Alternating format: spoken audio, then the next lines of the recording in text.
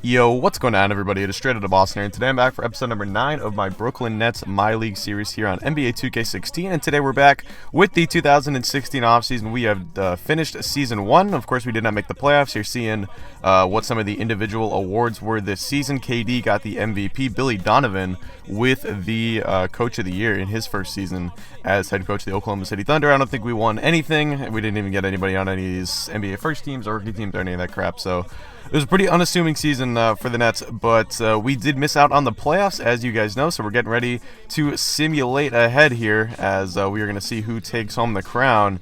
And you're going to see Cleveland, Atlanta, Miami, Chicago in one side, OKC, Golden State, Houston, LA.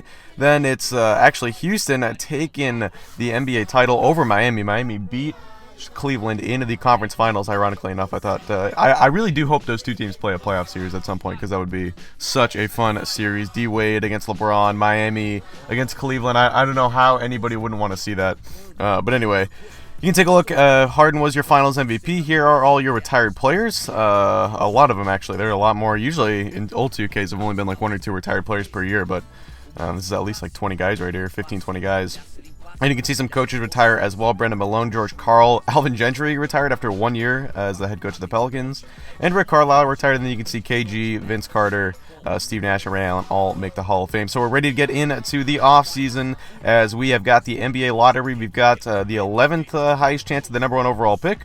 And you're going to see immediately here the Raptors actually are going to get bumped into the top 3 here. Portland takes number 14. That means Toronto has moved up into the top 3. This means that we're likely going to pick 12th, and we do end up picking 12th. So we unfortunately don't jump in. The Raptors do, but we are going to have to settle with the 12th overall pick. So not really what I was looking for. The Celtics end up with the 6th pick. They had the 5th highest chance with our pick, but instead they get the 6th, like I said, because the Raptors jumped into the top 3. Not only did they do that, they actually jumped all the way up to number 1, so despite having the lowest chance at the number 1 overall pick, they do get it. And then you can see here, I was looking for a new head coach. Lionel Hollins' contract had expired. Brad Stevens was my number 1 target. You can see I'm also going after KG, Kevin Garnett, to be the assistant. Head scout, I went after Dan Carter, an A-level head scout. I believe that scouting is very important. It's really important to nail draft picks when you have the opportunity. But unfortunately, Brad Stevens rejects our offer, so I'm going to go to my plan B, Ray Allen. Yes, I'm going to try and get Ray Allen and Kevin Garnett back on the same coaching staff. I also ended up hiring Steve Nash as my assistant GM. And you can see, look at this, our new trainer. We didn't hire Carter. We had to hire someone else, but he uncovers a little bit of an injury concern with Ben Simmons, so something to be aware of there. Obviously, the projected number 1 overall pick and probably the top prospect in this draft with possibly a knee concern. That is not something you want to see, but anyway, you saw what the new coaching staff looked like there, or the new, team staff, whatever you want to call it. But we are into the NBA draft now, so I was immediately shopping around Thaddeus Young, thinking I would want him to try and get either a 2016 first-round pick, or try to, combine it with the pick that I already had to move up.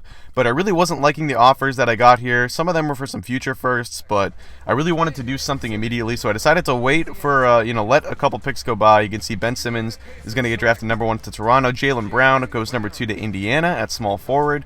So I paused here once again, was looking through some of the prospects. The one guy I really thought I might want is Jamal Murray. I honestly don't know a lot about this draft class. I don't know a lot about the incoming freshman class in college basketball this year. I'm not that big of a college basketball fan, so I don't know a lot of these guys. But Jamal Murray was the only guy that sort of intrigued me.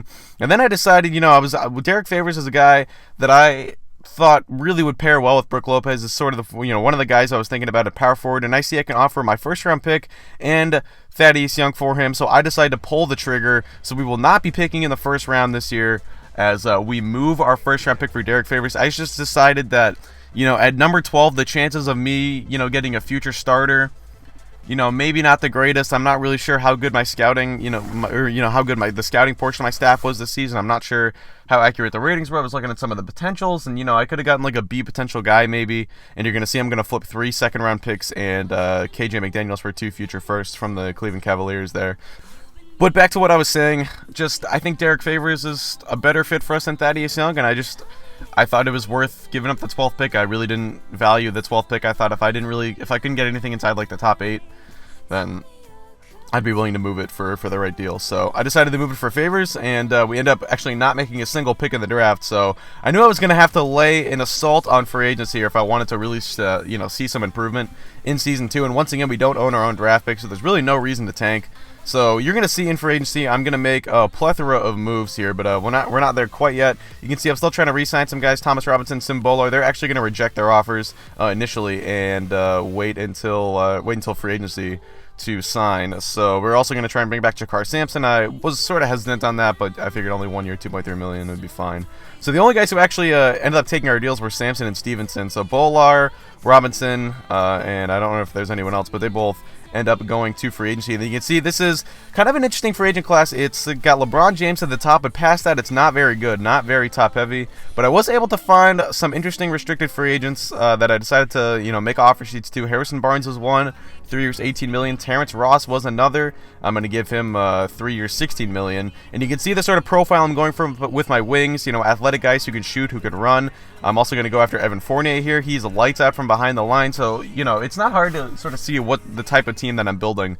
I'm sort of building them from the inside out. I've got two very good bigs in Favors and Lopez. Now I'm trying to put some shooting around them. I see Marcus Smart was actually an unrestricted free agent, so I had to give him an offer. It's one of my favorite players, of course, being on the Celtics and being a Celtics fan. And then I thought long and hard about going after LeBron, but I just decided, it's kind of taking the easy way out. And I sort of, when I took on this Nets MyLeague, I wanted the challenge of it, so I decided to pass on signing LeBron. I figured he's not going to sign in Brooklyn in real life anyway, so it wouldn't make too much sense. I also go after Eric Gordon. I gave him a 2 year, $6.5 million offer, and then Jordan Clarkson was also an unrestricted free agent, so I gave him a 3 year, $15 million offer. So first, it is Barnes and Clarkson that sign, and the Warriors do not match on Barnes, so we get to keep him.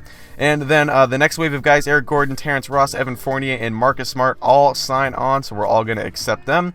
And then, as you're going to see, we would go back to Thomas Robinson here. We're going to up the offer a little bit, 3 years, $4.5 million. I really wanted him back as a backup power forward. And then I also definitely wanted to bring Sim Bowler back. He was so dominant last year at times. And so you can see we don't have the roster space quite yet, so I have to cut Pierre Jackson because, unfortunately, this has been a problem with 2K games for the last 4 or 5 years, but you can't make trades during free agency. You can only make them during the draft and the offseason. It's very frustrating.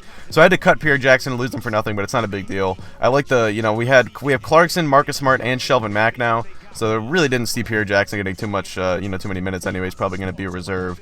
But there you can see what the roster's looking like, and we're simulating through the Summer League here. I really didn't, I'm not really into the whole Summer League thing or the 2K Hoop Summit or some of the new additions they have to the offseason this season, or in this year's 2K. But you can see we actually made the Summer League Championship, losing to the Memphis Grizzlies. So we're into the training camp here. I'm going to send Marcus Smart to untapped potential. He gets his potential up to a B+, so maybe, just maybe, he could be our point guard of the future. And then I'm going to send Jordan Clarkson to perimeter shooting because I wanted his outside shooting to be just a little bit better. And I probably should have, I could have sent Smart there instead of untapped potential because he really does need to work on his perimeter game, but oh well. It is what it is. So you can see I'm going through some of the points of emphasis, some of the coaching stuff with Ray Allen. I set my first scoring option to Brook Lopez, second scoring option to Eric Gordon, and then third scoring option to Derek Favors. But Derek Favors was one of my favorite players to ever use in 2K in that Jazz franchise I did way back when in 2K13 Jazz Association, whatever you want to call it. He was by far my favorite player. He turned into a beast. Great two-way player, had a great offensive game, good touch from mid-range, and was a beast defensively. So if he can turn into half of what he was in that, I'd be really pleased with that trade. So that's why I wanted to pick him up. And that is going to do it for the offseason. So kind of a weird one. We don't necessarily go after. This is kind of an atypical rebuild. We're not just, stockpiling draft picks and young guys. And it'll be interesting to see how this turns out, because I think at some point we are going to need to either trade for or draft a superstar, and I'm just not sure when that's going to happen. I didn't see the opportunity to do that at the draft this year. That's why I went with the Derek Favors route. And, in free agency, I think we made a lot of good small moves. We found a lot of good role players, but we might still be, that one, maybe even two, real top caliber players away. So I don't know. We'll see. But that's going to do it. Hope you guys did enjoy. Thanks for watching, and I'll see you guys in Season 2. Peace.